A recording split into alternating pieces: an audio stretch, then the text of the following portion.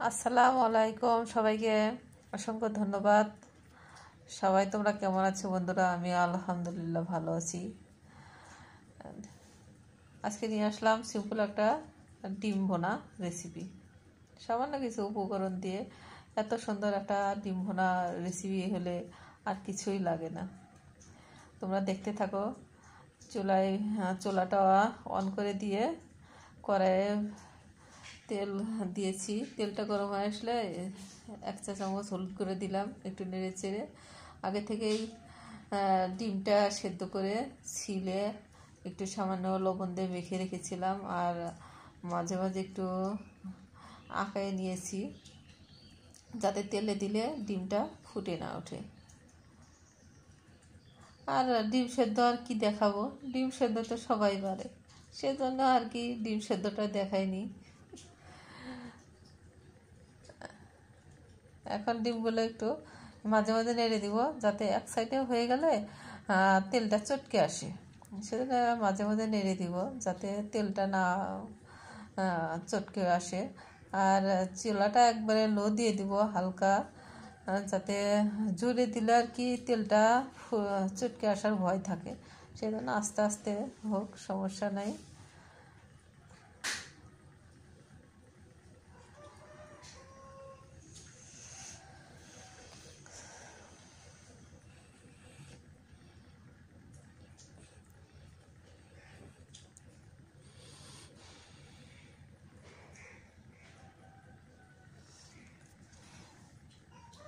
এই তো প্রায় আমার ডিম ভাজা শেষ। এখন আমি উঠায় নিব।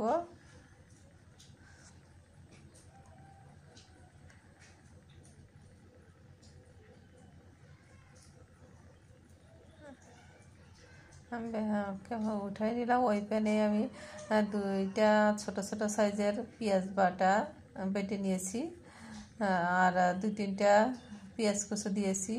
হলুদ গুঁড়া হাফ চা চামচ, আর মরিচের গুঁড়া হাফ চা চামচ, ধনিয়ার গুঁড়া জিরের গুঁড়া হাফ চা চামচ নিয়েছি। কারণ আগেই একটু হলুদের গুঁড়া দিয়েছি, সেজন্য এখন হলুদের গুঁড়া খুব কম দিয়েছি। মশলাটা কষানো হয়ে গেলে আমি দিয়ে দিলাম একটু সামান্য পরিমাণ পানি। এই যে প্রায় ফুটে উঠেছে ঝোলটা। আর এই পর্যায়ে আমি 2-3টা কাঁচামরিচ ফালি করে মরিচ ভিতর থেকে পিষি ফেলে দিয়েছি, কারণ আমার বাবুরা খাবে, ঝাল একদম খায় না।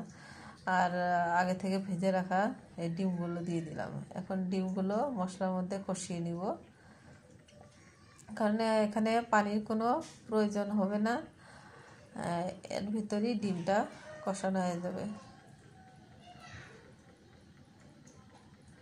এটা হালকা আর একটু মিডিয়াম করে দিয়েছি চুলাটা। এই যে আমার ডিম ভুনা হয়ে গেছে, বেশি সময় লাগে না, খুব তাড়াতাড়ি হয়ে যায়। এই যে এখন পরিবেশন করে নিব। এই পর্যায়ে যারা আমাকে একটা লাইক কমেন্ট করোনি বন্ধুরা, তোমরা সবাই লাইক কমেন্ট করো, আর নতুন হয়ে থাকলে অবশ্যই সাবস্ক্রাইব করে বেল আইকন অন করে রাখবে। আমার নিত্য নতুন ভিডিও পেতে তোমাদের কাছে পৌঁছে যাবে আমার নোটিফিকেশন। তোমরা ভালো থাকো, সুস্থ থাকো, শুভকামনা তোমাদের জন্য। আল্লাহ হাফেজ। আসসালামু আলাইকুম।